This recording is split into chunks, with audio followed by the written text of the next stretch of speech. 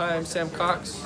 I am in Section 6 of Chem 107 with TA Sydney, and we're going to be talking about how to heat test tubes with both a hot plate and a Bunsen burner.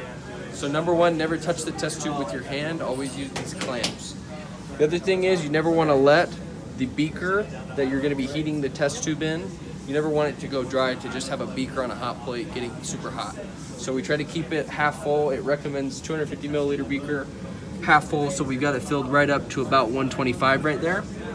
And what you do is you just dip the test tube beaker in there, keeping the bottom in there so that it gets hot, and you point the tube away from you.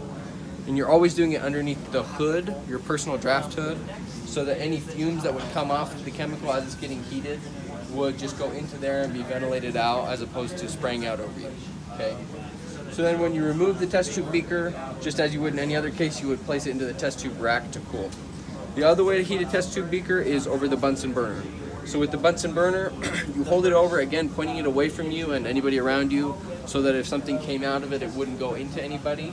And you try to move it around to heat more parts than just one, right? So that you're actually heating the entire test tube.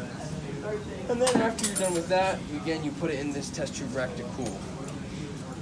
And that is how you heat a test tube without burning your hands.